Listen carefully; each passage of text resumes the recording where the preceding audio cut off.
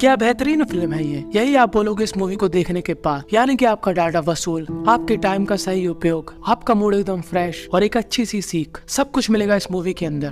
तो आज हम जिस मूवी को एक्सप्लेन करने वाले हैं, ये मूवी कुछ ऐसे गरीब लड़कों के ऊपर आधारित है जिनको मिल जाती है एक ऐसी चाबी जिसके एक तरफ जाने से वो बन सकते हैं अंबानी और दूसरी तरफ जाकर मिलेगी बर्बादी। तो वो किस रास्ते को चुनते हैं ये हमको मालूम चलेगा मूवी के अंदर। तो मूवी स्टार्ट होती है जहाँ पर ये लड़का काफी इंपॉर्टेंट बात बोल रहा होता है। क्या? कोई बात नहीं, मैं आपको हिंदी में समझाता हूँ। तो दरअसल ये लड़का अपनी कहानी सुना रहा कि इसके साथ क्या हुआ था कि उसको ये वीडियो रिकॉर्ड करनी पड़ रही। तो मूवी स्टार्ट होती है जहाँ पर हमको ये आदमी दिखाया जाता है जिसका चेहरा होता है लटका हुआ और वो काफी गहरी सोच में होता है। उसने अभी हाल ही में अपनी बेटी को दफन किया इस ताबूत के अंदर। इस आदमी का नाम होता है जॉस। जॉस अपनी बेटी पिया से काफी प्यार करता था, पर उसको दफन करते समय वह दुखी नहीं, घबरा रहा होता है। अब ऐसा क्यों होता है ये हमको मालूम चलेगा मूवी के आगे। तो अब जब वो अपनी बेटी को दफन करके अपने घर आता है तब वो क्या देखता है कि उसके इलाके में पुलिस आ गई, मॉडिफाई वाली नहीं, सही वाली। और जॉस अपनी बेटी की फोटो लेकर एक पर्स में डाल देता है। इस पर्स में एक खुफिया चाबी भी होती है जो कि इस मूवी में काफी इम्पोर्टेंट है। अब जॉस इस पर्स को लेकर यहाँ से 9 तो 11 हो रहा होता है, पर तभी आ जाती है पुलिस उसके घर के अंदर। पर जॉस भाग जाता है खिड़की से और उसको समझ में आता है कि अब उसके पास कोई भी भागने का दूसरा रास्ता नहीं है। पुलिस अब उसे पकड़ ही लेगी। तो वो अपने उस पर्स को रोड की तरफ फेंक देता है और रोड पर जा रहा होता है कचड़े का ट्रक और ये पर्स उस ट्रक के अंदर चला जाता है। पुलिस वालों को भी ये दिख जाता है और जॉस को भी, पर कोई भी उस ट्रक को नहीं रोक पाता। और ये ट्रक आता है एक काफी बड़े कचड़े के ढेर के पास जहाँ पर शहर का सारा कचड़ा इकट्ठा होता है। अब यहाँ पर काफी लड़के कबाड़ बीन रहे होते हैं। अब यहीं पर हमको एक और लड़का दिखाया जाता है, इसका नाम होता है राफेल। राफेल जब कबाड़ बीन रहा होता है तभी उसको मिलता है वही पर्स जो कि जॉस ने उस ट्रक में फेंका था। अब राफेल सोचता है कि इस पर्स के अंदर पैसा मिल जाए तो मजा आ जाए, और ऐसा ही होता है। और वो ये बात अपने खास दोस्त गार्डो को बताता है, गार्डो जिसके साथ वो उस पैसे को शेयर करता है। और जब गार्डो यहाँ से चला जाता है तब वो उस पर्स में और खोजाबीनी करता है जहाँ पर उसको जॉस का कार्ड मिलता है और काफी सारे जानवरों की फोटो और जॉस की बेटी की डायरी, एक छोटा सा कैलेंडर और एक चाबी। और दूसरी तरफ जॉस जिसको पुलिस मार मार के कुत्ता बना देती और पूछते है कि वो पर्स कहाँ पर है, पर जॉस कुछ भी नहीं बताता। ये पुलिस वाला, इसका नाम होता है फ्रेड, जो कि किसी के कहने पर उस पर्स को काफी शिद्दत से ढूंढ रहा, और वो किसके कहने पे ढूंढ रहा वो हमको मालूम चलेगा आगे। और दूसरी तरफ राफेल और गार्डो यहाँ पर खा रहे होते हैं खाना। यहाँ पर एक और अमेरिकन लड़की होती है, इसका नाम होता है ओलिविया। दरअसल ये कहानी है ब्राजील की, और ओलिविया अपने फादर के साथ यहाँ पर इन सभी गरीब बच्चों को पढ़ाती है और अच्छे संस्कार सिखाती है और थोड़ी बहुत खाने पीने की भी हेल्प करती है। इसलिए यहाँ के सभी बच्चे इन दोनों को काफी पसंद करते हैं और पैसे मिलने की खुशी में ये दोनों लगाते हैं गोते। कि तभी यहाँ पर आती है पुलिस और यहाँ पर पूछताछ करती है कि किसी को भी यहाँ पर वो पर्स मिला जो कि लाल कलर का है, जो भी उसको ढूंढेगा उसको हम देंगे काफी अच्छा प्राइस। और अब राफेल एकदम सतर्क हो जाता है क्योंकि वो पर्स राफेल के पास ही था। और तभी फ्रेड इन दोनों के पास आता है क्योंकि इन दोनों के चेहरे काफी अजीब लग रहे थे, जैसे कि मारा इनको सांप सूंघ गया। गार्डो पूछता है तुम क्या ढूंढ रहे? फ्रेड कहता है कि मैं एक पर्स ढूंढ रहा जो कि हमारे लिए काफी इम्पोर्टेंट है, उससे काफी केस सॉल्व हो सकते हैं। तब गार्डो बोलता है कि यहाँ पर फ्री में कुछ नहीं मिलता। तब फ्रेड बोलता है कि मैं तुमको दूंगा $1000। और ये बात सुनकर गार्डो कुछ ऐसा इमेजिन करता है।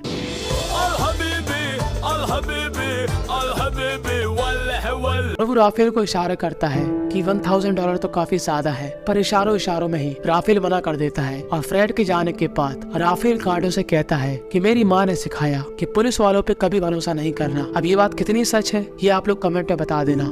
अब रात होने के बाद गार्डो राफेल से यही कहता है कि हम लोग उसको वो पर्स दे देते हैं, उससे हमको मिलेंगे $1000। तब राफेल कहता है कि वो पर्स किसी जॉस नाम के व्यक्ति का है, और जब हमको पुलिस उस पर्स के लिए $1000 दे रही, इसका मतलब उसकी रियल कीमत काफी ज्यादा होगी। और ये दोनों ही अपने एक दोस्त रेड के पास जाते हैं। रेड जिसको है थोड़ी खुजली की प्रॉब्लम बॉडी में, जिससे उसका कोई भी दोस्त नहीं है सिवाय इन दोनों के। और ये दोनों पूरी कहानी रेड को भी बताते हैं। वो कहते हैं कि हमको सिटी में जाना है और इसके अंदर जो चाबी मिली उससे इस आदमी के लॉकर को खोल के देखना है कि उसके अंदर आखिर क्या है, क्या पता हमको काफी पैसे मिल जाए। अब ये लोग कैसे भी जुगाड़ करके जॉस के लॉकर के पास पहुंच जाते हैं, पर वहाँ पर होती है पुलिस। और अगर पुलिस ने इनको पकड़ लिया तो इन तीनों को लग जाएंगे एल, पर एल के आगे एम है, एम यानी कि मौका अपनी इस कबाड़ी वाली जिंदगी को बदलने का। और गार्डो पुलिस का ध्यान भटका कर उनको दूर ले जाता है और उतने में ही रेड और राफेल जॉस के लॉकर को खोलकर उस लॉकर के अंदर रखा हुआ सामान अपने साथ लेकर वहाँ से भाग जाते हैं। और गार्डो तो अपना था एक्सपर्ट, तो वो पुलिस को चकमा देकर इनके पास आ जाता है और इन तीनों को उस लॉकर के अंदर क्या मिलता है, एक लेटर और जॉस और उसकी बेटे की फोटो जिसके पीछे लिखे होते हैं नंबर्स। और इन तीनों के अरमानों पे फिर जाता है कीचड़। पर ये लोग इतने में हार नहीं मानने वाले थे। अब ये लोग क्या करते हैं, उस लेटर में जिस आदमी का नाम लिखा था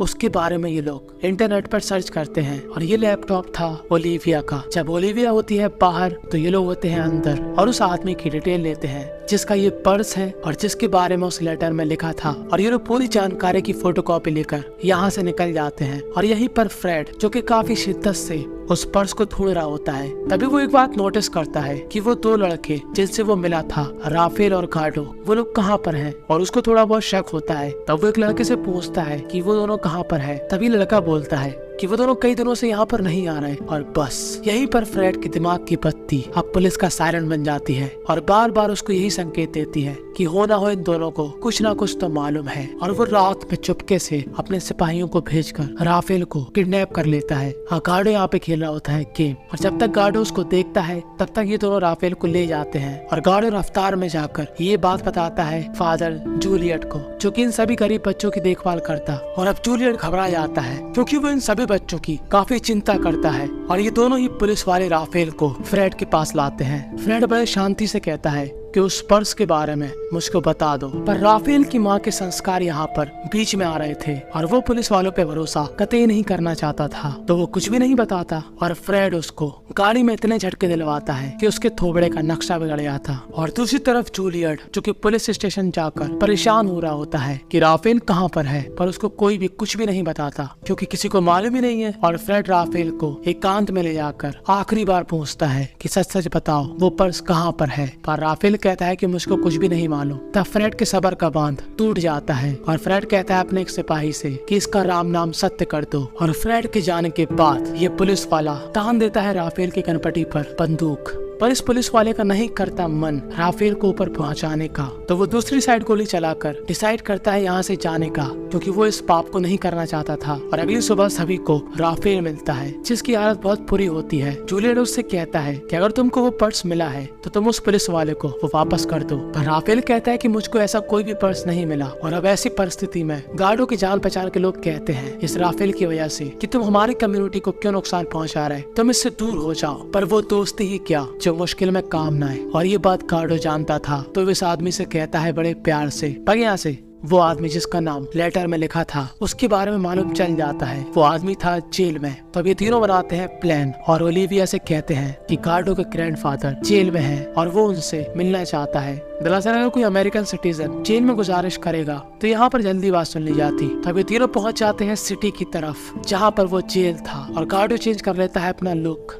पर ओलिविया और गार्डो जेल में जाने वाले थे और राफेल और रेड ओलिविया से झूठ बोलते हैं कि उनको शहर घूमना है। पर ये लोग जाने वाले थे एक ऐसे बंगले में जहाँ पर जॉस काम करता था। तो अब गार्डो जाता है अपने फेक ग्रैंडफादर से मिलने। पर ये बूढ़ा आदमी कहता है कि मैं तो इसको नहीं जानता। पर ओलिविया ये बात नहीं समझ पाती क्योंकि ओलिविया बोलती थी इंग्लिश और ब्राजील में चलती थी पुर्तगाली भाषा। और इस बूढ़े को लगता है कि ये बच्चा उसको टोपी पहनाने आया, पर नहीं। जब गार्डो देता है इस बूढ़े आदमी को जॉस का लेटर, तब इस आदमी की आंखों से आ जाते हैं आंसू क्योंकि ये आदमी जॉस के सगे पापा हैं। और अब हमको यहीं पर सीन रोक कर जॉस की कहानी दिखाई जाती है कि आखिर जॉस ने क्या किया या जॉस के साथ ऐसा क्या हुआ था।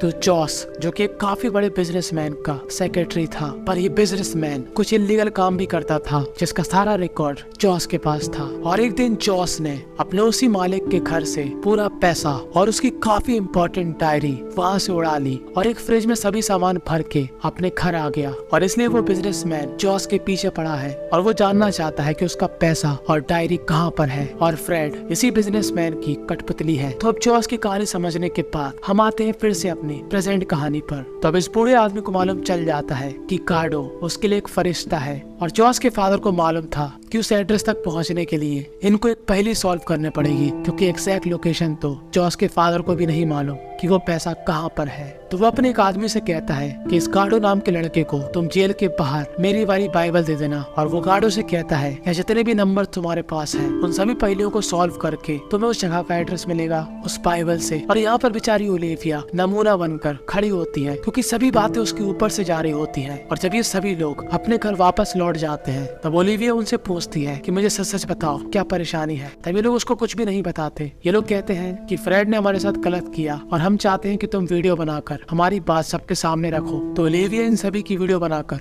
इंटरनेट पे डाल देती है और ये बात मालूम चल जाती है फ्रेड को, और फ्रेड 5 मिनट के अंदर आ जाते हैं लोगों के पास। अभी तीनों तो भाग जाते हैं पर ओलिविया यहीं पर रह जाती है और फ्रेड उसको अपने साथ ले जाता है। और फ्रेड को यहाँ पर वही लाल पर्स मिलता है जो कि इस समय खाली था, और वो गुस्से में आकर इस पूरे कबाड़ खाने को जला देता है, यानी कि काफी लोगों की रोजी रोटी पर इसने आग लगा दी। और ये तीनों सिटी की ओर निकल जाते हैं। अब जिस आदमी से इनको बाइबल लेनी थी वो आदमी इनसे मांग रहा था पैसे, वो भी काफी ज्यादा। तो रैट जूलियट की अलमारी से पैसे निकाल कर एक चित्र बनाकर छोड़ जाता है, जिससे जूलियट को मालूम चल जाए कि उसके पैसे रैट ने चुराए। अब जूलियट को काफी बुरा लगता है कि उसने ऐसा क्यों किया, पर ये करना इन तीनों के लिए काफी इम्पोर्टेंट था। तो अब राफेल बनाता है प्लान कि देखो गार्डो, जब तुम उसको पैसे देने चाहना तब बड़ी होशियारी से काम करना। पहले मांगना वो बाइबल और उसको थोड़ा बहुत पढ़ने का नाटक करना, फिर जाके पैसे देना, पहले पैसे नहीं देना। और राफेल ने एक बात और समझाई थी कि हमको यहाँ पर झगड़ा नहीं करना। तो गार्डो भाई साहब पहले पैसे देते हैं और बाइबल लेने के बाद उसको नहीं पढ़ते। अब गार्डो सोचता है कि मैं पैसे लेके भाग जाऊँ, तो यहाँ पर गार्डो भाई साहब इस आदमी से लड़ाई ले लेते हैं और हल्ला होने की आवाज सुनकर वहाँ पर पुलिस आ जाती है इस आदमी को पकड़ने के बाद गार्डो का पीछा करती है। और जो राफेल ने समझाया था कि सभी लोग उसका उल्टा करते हैं, पर ये तीनों उनको चिढ़ाकर दूसरे एरिया में पहुंच जाते हैं। और अब इनका पूरा फोकस सिर्फ इस पहेली को सुलझाने का होता है। फोटो के पीछे नंबर लिखे होते हैं और गार्डो जाता है बाहर खाने की व्यवस्था करने कचड़े के ढेर से, जहाँ पर एक कन्या उसको काफी भाव देती है। मतलब एक ऐसा इंसान जो कि उसके सामने खाना बटोर रहा, वो भी कचड़े के ढेर से उसको इतनी खूबसूरत लड़की भाव दे रही। बेकार है भैया, मैं तो टूट गया।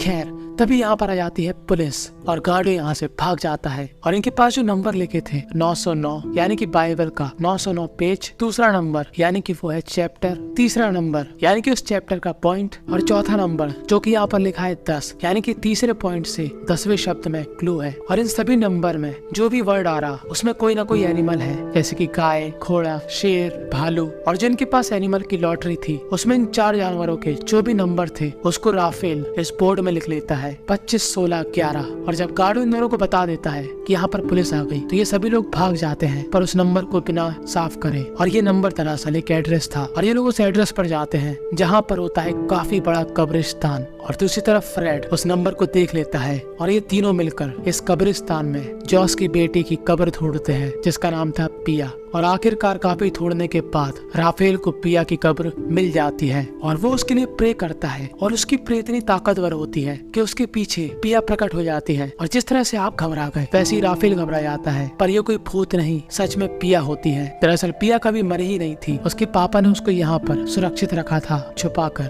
और वो उसको यहाँ पर राशन दे जाते थे। पर काफी लंबे समय से वो भूखी है और वो राफेल से पूछती है कि क्या तुम्हारे पास कुछ खाने को है। राफेल कहता है कि चिंता मत करो, अब मैं आ गया हूँ ना। और पिया फिर से उसी जगह पर छुप जाती है जहाँ पर वो हमेशा रहती थी। कि तभी उतने में वहाँ पर फ्रेड आ जाता है रैट और गार्डो को पकड़कर, और इन तीनों से कहता है कि अब तुम इस कब्र को खोदो। और ये तीनों पूरी मेहनत के साथ इस कब्र को खोदते हैं, जहाँ पर इनको मिलते हैं काफी सारे पैसे और एक रजिस्टर जो कि काफी इम्पोर्टेंट था। और फ्रेड उस बिजनेसमैन से कहता है कि मुझको डायरी तो मिल गई पर पैसे नहीं मिले, यानी कि पूरे पैसे फ्रेड रखना चाहता है। पर वो बिजनेसमैन कहता है कि पैसे इम्पोर्टेंट नहीं है। कि तभी पीछे से पिया आकर फ्रेड के सिर पर हमला कर देती है और राफेल फ्रेड के सिर पर गन तान देता है। गार्डो कहता है कि इसको ऊपर पहुंचा दो, पर राफेल उसको छोड़ देता है। और ये लोग अपने एरिया में जाकर एक बोरी पैसे को लोगों के बीच में उड़ा देते हैं और रेड फादर जूलियट के पैसे लौटा देता है और अपनी तरफ से भी काफी बड़ा अमाउंट वहाँ पर रखकर एक स्माइली फेस बनाकर चला जाता है। और तभी वहाँ पर आ जाती है ओलिविया, जिसको पुलिस ने छोड़ दिया। और इन तीनों की तिगड़ी जो कि अब बन चुकी है 4 की, ये लोग चले जाते हैं शहर से काफी दूर। और कुछ टाइम बाद वो जो इन तीनों की स्टेटमेंट की वीडियो थी वो वायरल हो जाती है और सभी लोग इन तीनों की तलाश में रहते हैं।